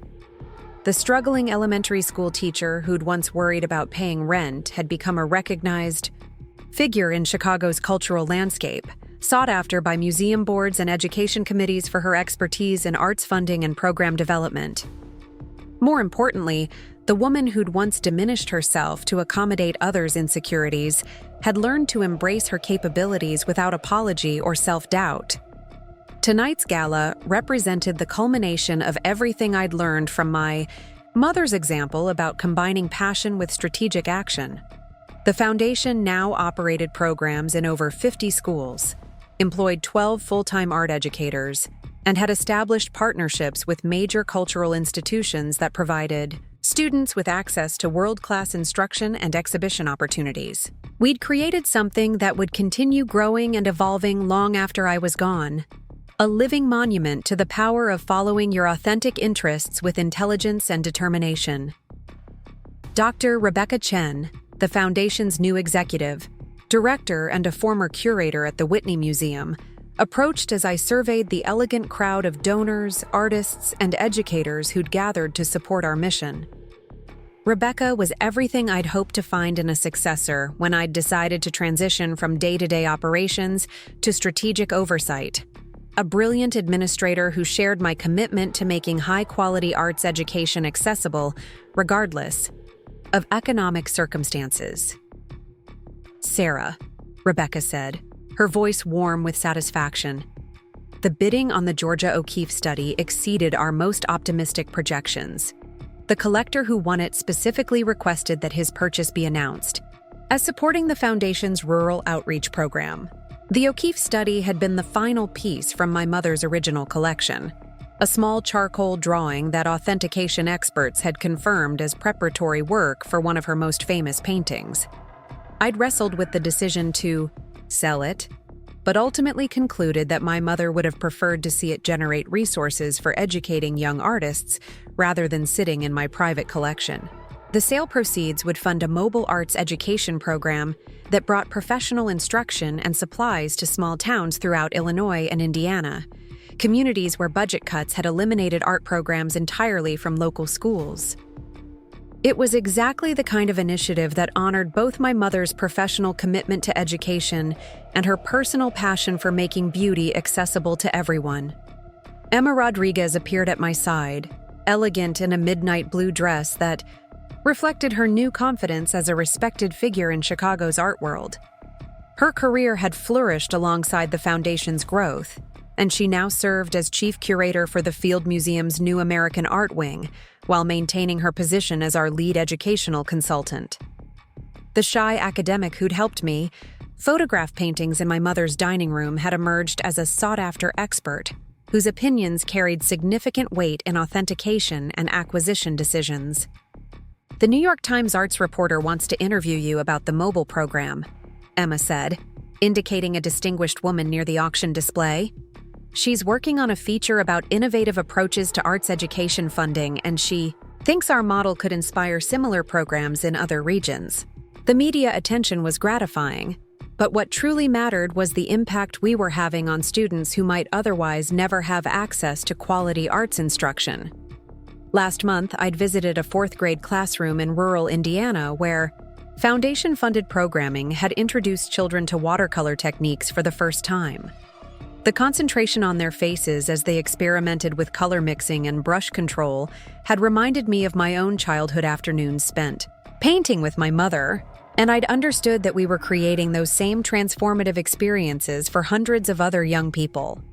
Victoria Sterling joined our conversation, resplendent in a vintage cocktail dress that perfectly complemented her silver hair and commanding presence. Her gallery had become the unofficial headquarters for Chicago's growing community of collectors, interested in supporting educational initiatives through art acquisition and donation. The success of my mother's exhibition had inspired other families to investigate their own inherited collections, leading to several significant discoveries and a broader appreciation for the hidden treasures that might exist in attics and storage rooms across the country. "Sarah," Victoria said, "I have news that I think will interest you. The Smithsonian has approached me about organizing a major exhibition on women art collectors throughout American history. They want to feature your mother's story as the centerpiece. But they're also documenting other women who built significant collections while living relatively private lives." The exhibition concept was fascinating, highlighting a largely untold story about women who'd exercised considerable influence in the art world, while receiving little public recognition for their achievements. My mother's legacy had become part of a broader narrative about hidden contributions and alternative forms of cultural leadership that challenged conventional assumptions about who held power in artistic communities. But perhaps the most personally meaningful aspect of the evening was the presence of former students whose lives had been touched by foundation programming. Marcus Williams, now 9 years old and still passionate about art, had won the Foundation's annual student exhibition with a mixed media piece that showed remarkable sophistication for someone his age. His mother approached me during the cocktail reception with tears in her eyes. "Ms. Mitchell," she said, "I don't know if you remember Marcus from your old classroom, but he talks about you constantly. The art classes he's been taking through the Foundation have completely changed his confidence and his grades in other subjects. I never imagined that something like this would be available to kids from our neighborhood." Marcus himself appeared moments later, practically vibrating with excitement about meeting professional artists and seeing his own work displayed alongside pieces created by high school students from across the region. "Ms. Mitchell," he said breathlessly, "did you know that some people make their whole living just from making art? And that museums have people whose job is just taking care of paintings?" His innocent amazement reminded me of my own childhood, discoveries about the art world, and I felt a profound satisfaction knowing that the Foundation was creating pathways for children like Marcus to explore creative careers that might have seemed impossible without exposure and encouragement. We were building bridges between communities that had been systematically excluded from cultural institutions and the opportunities those institutions could provide. As the evening progressed, I found myself thinking about David and wondering whether he'd followed the news coverage of the Foundation's growth and success. His occasional attempts at contact had ceased entirely after I'd failed to respond to his congratulatory message about the museum exhibition, and I assumed he'd finally accepted that our relationship was permanently concluded. The man who'd dismissed my mother's collecting as impractical hobby had been proven wrong about virtually every assessment he'd made regarding art, investment potential, and my own capabilities. The irony of his situation wasn't lost on me. David's sophisticated understanding of traditional investment markets had been completely useless when applied to the art world, while my mother's passionate pursuit of beauty and historical significance had generated returns that exceeded any conventional portfolio performance.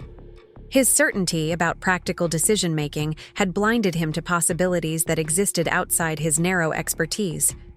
But more importantly, David's inability to appreciate alternative forms of intelligence and success had revealed fundamental character limitations that would have made any long-term relationship unsustainable. He could only value accomplishments that fit his predetermined categories of professional achievement. The idea that wisdom might come from unexpected sources or that success might take unconventional forms was incomprehensible to his worldview. Dr. James Harrison approached during the evening's formal program, carrying news that would have seemed impossible when we'd first met in his Art Institute office 2 years earlier. His authentication work on collections inspired by my mother's story had led to 17 additional discoveries of significant American artworks, several of which were now housed in major museums with proper attribution and scholarly documentation. "Sarah," he said, his voice carrying the satisfaction of someone whose life's work had been validated in spectacular fashion. "Your mother's legacy extends far beyond her own collection.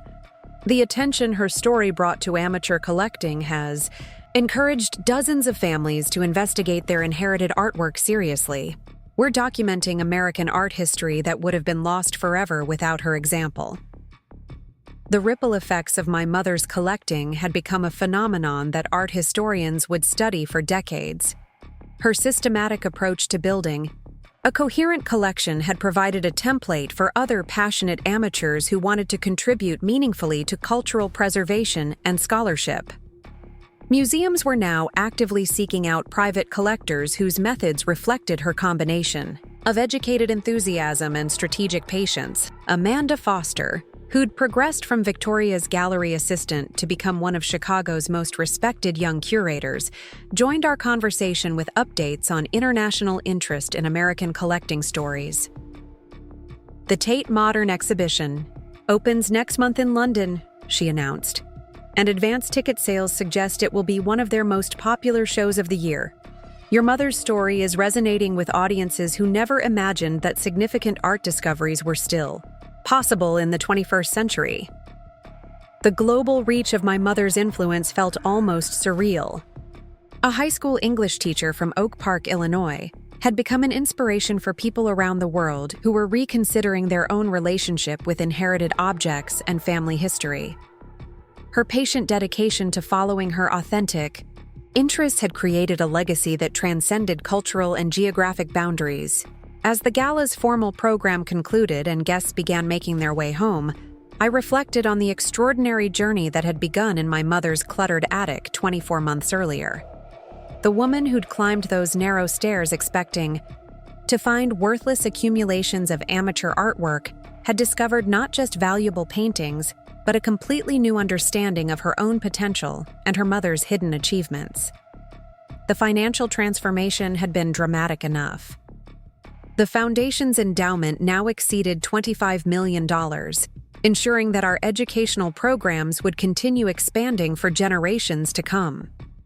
My personal financial security allowed me to pursue meaningful work without concern for practical limitations, a freedom that my mother had quietly made possible through 30 years of strategic collecting. But the personal transformation had been even more profound. The struggling teacher who'd once accepted other people's assessments of her limitations had become a confident leader who trusted her own judgment and pursued her authentic interests without apology. The woman who'd hidden her intelligence to avoid threatening others had learned to embrace her capabilities and use them in service of something larger than herself. Most importantly, I'd learned to recognize and value forms of wisdom that existed outside conventional professional categories. My mother's passionate pursuit of beauty and historical significance had proved more financially successful than David's sophisticated investment strategies.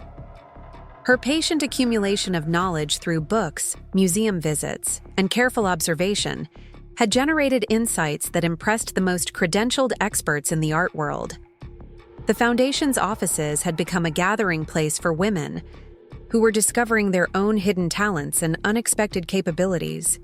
Teachers who'd been dismissed as impractical dreamers were finding that their creative interests could generate income and recognition.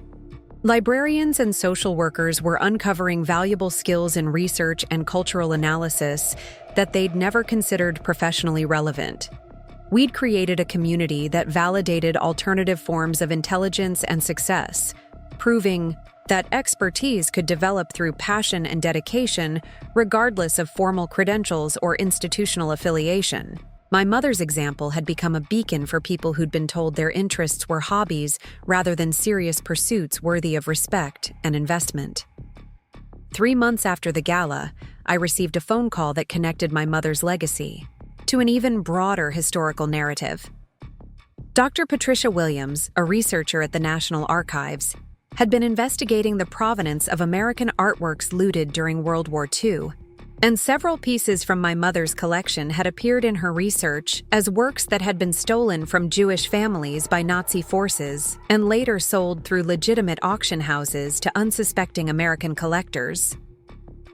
The discovery meant that 2 paintings from my mother's collection would be returned to the families of their original owners, a process that felt like the natural extension of her commitment to honoring art history and cultural preservation. The financial loss was significant, but the opportunity to restore stolen cultural artifacts to their rightful inheritors seemed like exactly what my mother would have wanted. The repatriation ceremony took place at the Holocaust Memorial Museum in Washington, where I met Sarah and David Rothstein, elderly siblings whose parents had lost their entire art collection when they fled Germany in 1938. The small landscape, by George Innes, that my mother had purchased at a country auction in 1993, had been one of their family's most treasured possessions. Ms. Mitchell, Sarah Rothstein said through tears as the painting was formally returned to her family, "Your mother couldn't have known the history of this piece when she bought it, but her care in preserving it has allowed us to recover something we thought was lost forever. We're donating it to the museum so that other families might be reunited with their own stolen heritage."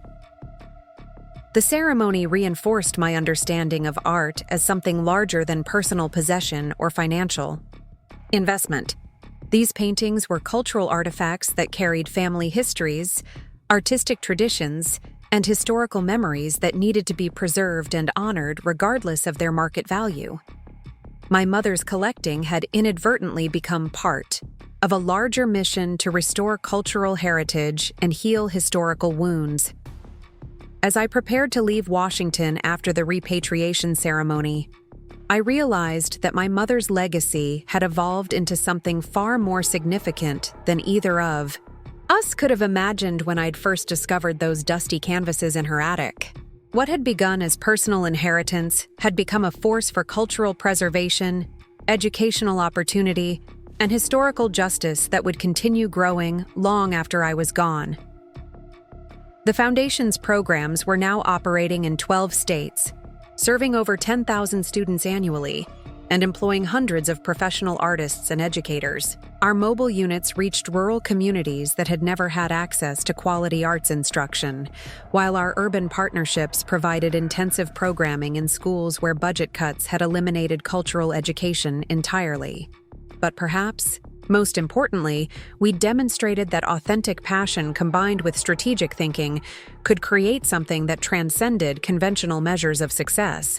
My mother's quiet pursuit of beauty and historical significance had generated more meaningful impact than most traditional philanthropic efforts, proving that extraordinary things were possible for people who trusted their own interests and pursued them with intelligence and determination.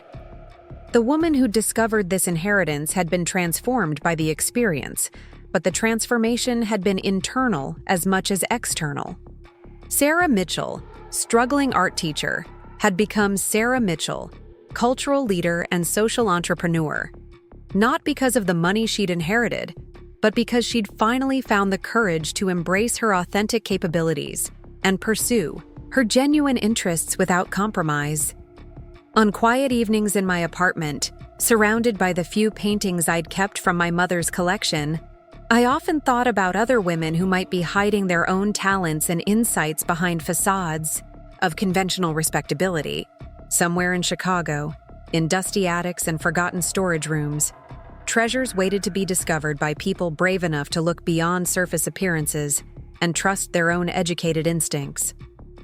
My mother's story had become proof that extraordinary success was possible for people who refused to accept others' limitations as their own reality. The inheritance she'd left me was still growing and multiplying, touching lives in ways that no conventional investment strategy could ever match, creating opportunities for future generations to discover their own hidden capabilities and pursue their authentic dreams. The greatest treasure my mother had given me wasn't the millions of dollars in authenticated masterpieces, but the example she'd set of a woman who trusted her own judgment and pursued her passions with quiet determination. Her daughter had learned to live according to those same principles, building something meaningful from the resources and wisdom she'd been given, creating a legacy that would inspire others to embrace their own authentic potential for generations to come. 5 years had passed since I first climbed those narrow stairs to my mother's attic, And today, I stood in the boardroom of the newly constructed Margaret Mitchell Center for American Art, watching architectural plans spread across the mahogany table that would soon become reality. The center represented the culmination of everything I'd dreamed possible when I'd first understood the scope of my inheritance. A permanent institution dedicated to preserving and celebrating the kind of passionate collecting that had defined my mother's life. The building itself would rise on a 3-acre site in Chicago's Museum District, designed by renowned architect Julia Martinez to blend seamlessly with the surrounding cultural landscape while maintaining its own distinct identity. The plans showed exhibition galleries, research facilities, conservation laboratories, and educational spaces that would serve as a model for how smaller institutions could have outsized impact on their communities. Marcus Williams, now 14, and already showing the kind of artistic talent that suggested a professional future, had been selected as the first recipient of the center's full scholarship mentorship program. His development over the past 5 years had been remarkable, progressing from enthusiastic finger painting to sophisticated mixed media installations that addressed social justice themes with the kind of insight usually associated with much older artists. "Ms. Mitchell," Marcus said, approaching the conference table where I stood reviewing the architectural drawings, "I still can't believe there's going to be a whole building dedicated to teaching kids like me about art. When I was 7, I thought museums were only for rich people." His comment captured something essential about what we were building. The Margaret Mitchell Center would be deliberately accessible and welcoming, designed to serve audiences who might feel intimidated by traditional cultural institutions. Every program would be offered free of charge, with transportation provided for students from underserved communities and materials supplied so that economic barriers couldn't limit participation. Dr. Rebecca Chen had evolved from executive director of the foundation to become the center's first curator, bringing together an impressive collection of American artwork donated by collectors inspired by my mother's story. The permanent collection now included over 400 pieces, ranging from colonial portraiture to contemporary installations, all united by the common thread of having been discovered or preserved by passionate individuals who'd recognized value where others saw only objects. The opening exhibition will tell the story of American collecting from the perspective of women who operated outside traditional art world structures, Rebecca explained, indicating spaces on the architectural plans where different galleries would house rotating displays. Your mother's collection will anchor the show, but will also feature discoveries made by librarians, teachers, social workers, and other women who built significant collections while pursuing other careers. The exhibition concept reflected my growing understanding of how many important cultural contributions had been made by people who'd never received formal recognition for their expertise. My mother's story had been dramatic because of the monetary value of her discoveries, but similar stories of passionate collecting and cultural preservation were happening everywhere, usually without public acknowledgement or appreciation. Emma Rodriguez had accepted the position of Chief Education Officer, developing programming that would serve everyone from elementary school children to doctoral candidates conducting advanced research. Her vision for the center emphasized hands-on, learning experiences that would demystify art creation and help visitors understand the cultural and historical contexts that gave artworks their significance. We're planning a series of detective workshops where students learn authentication techniques by examining real artworks, Emma explained, her enthusiasm evident as she described programs that would have seemed impossible when we'd first started, photographing paintings in my mother's dining room. They'll use the same scientific methods that confirmed your mother's discoveries, learning about art history through direct investigation rather than passive observation. The educational programming would serve as a model for other institutions seeking to engage diverse audiences in meaningful ways. Traditional museum education often focused on appreciation and interpretation, but our approach would emphasize active participation and skill development that students could apply to their own creative pursuits and cultural investigations.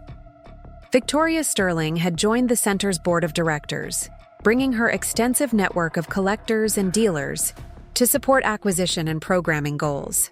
Her gallery had become a pipeline for discovering new talent among artists who'd been influenced by foundation programming, creating a full circle of support from initial education through professional development and career advancement.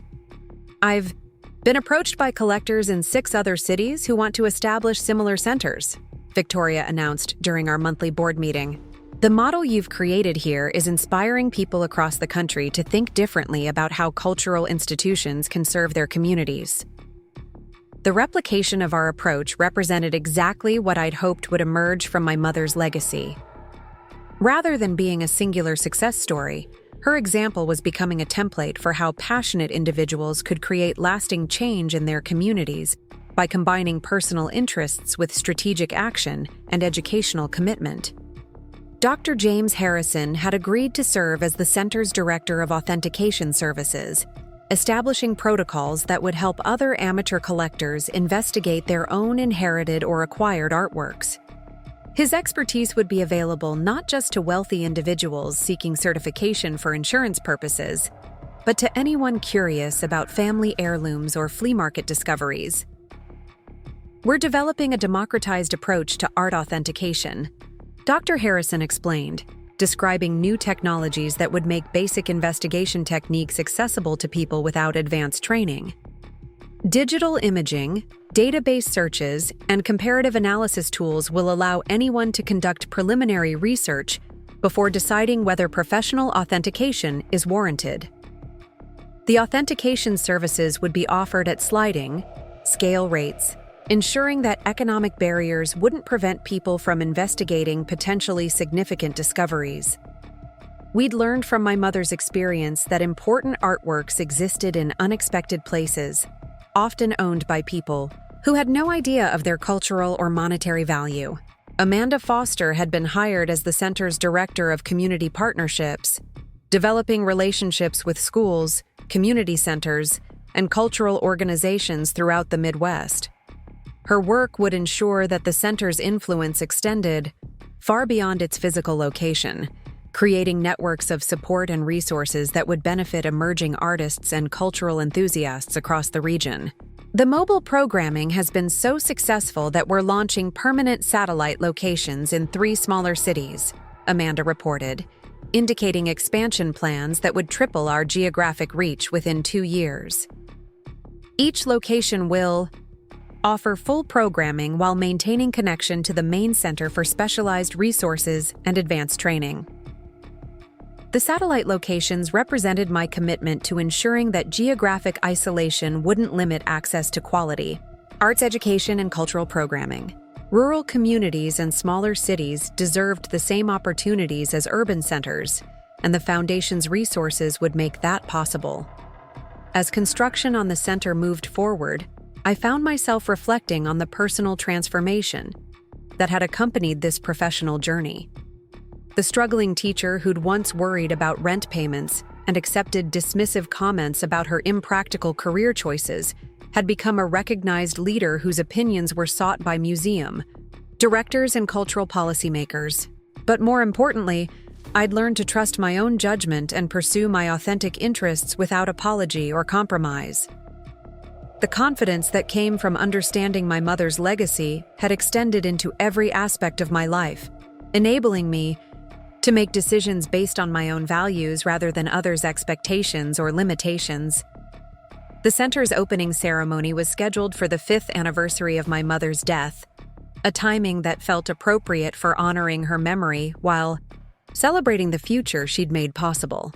The guest list included art world luminaries, education policymakers, and hundreds of students whose lives had been touched by foundation programming over the past 5 years. Marcus Williams would deliver the opening address, speaking about how arts education had changed his understanding of what was possible in his own life. His journey from struggling elementary school student to confident young artist represented exactly the kind of transformation that the center was designed to inspire and support. 5 years ago, I thought art was something other people did, Marcus had said during our rehearsal sessions. Now I know that creativity is something everyone can develop, and that the stories we tell through art can change how people see the world around them. His words captured the essence of what we'd learned from my mother's example.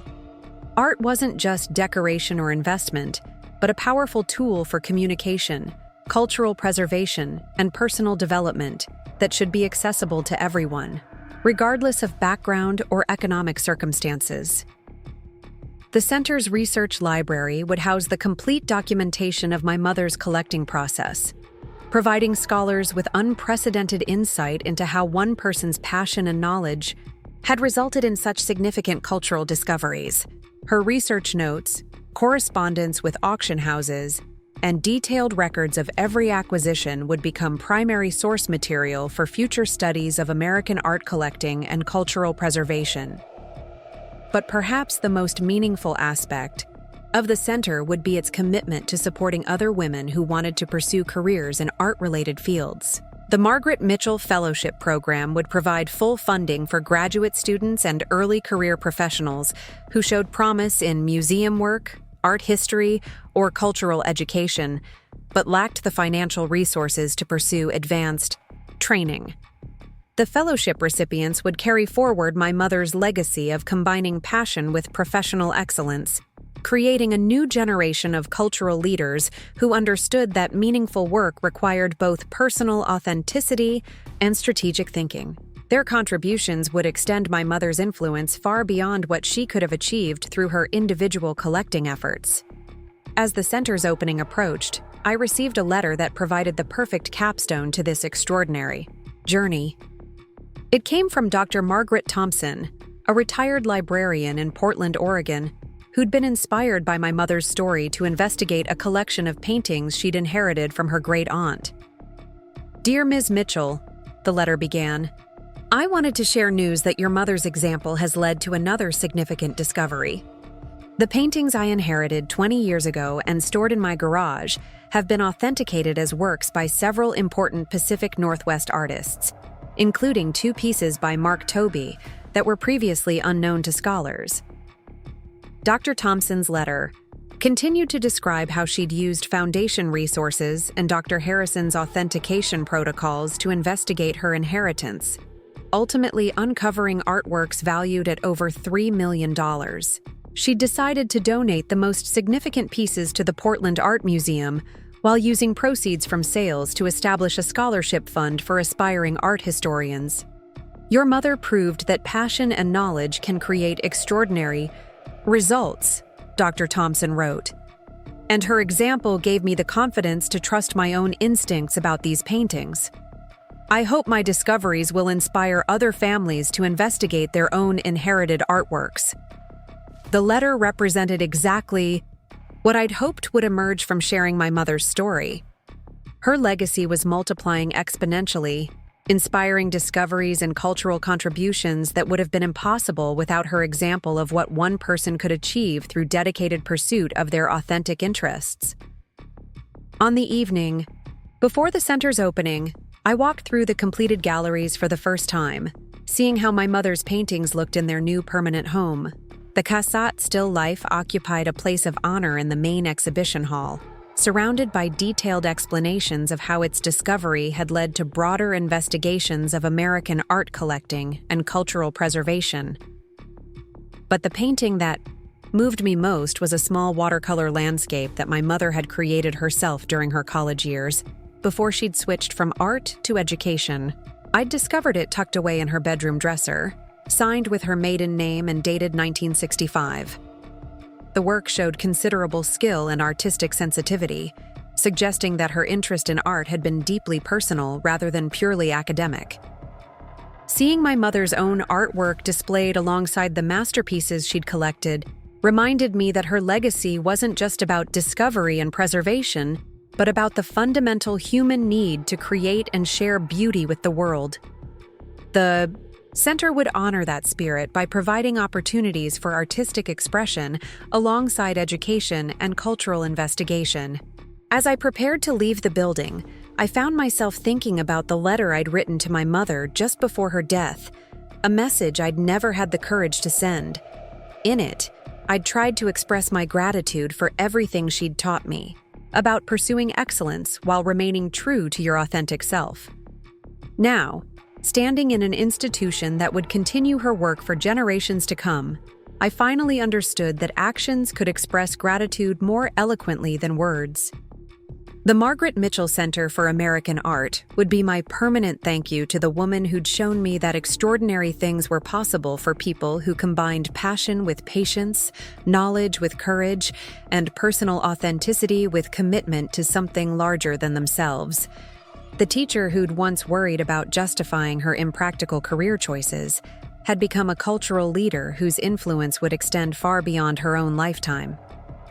The discovery that had begun in a cluttered attic had evolved into a movement that was changing how people understood the value of their own interests and the potential for their own contributions to cultural preservation and community development. My mother's greatest gift hadn't been the valuable paintings she'd left me, but the example she'd set of a woman who trusted her own judgment and pursued her dreams with quiet determination. That legacy would continue growing through every student who discovered their artistic potential, every collector who investigated their family treasures, and every person who learned to value their own authentic interests over others' expectations.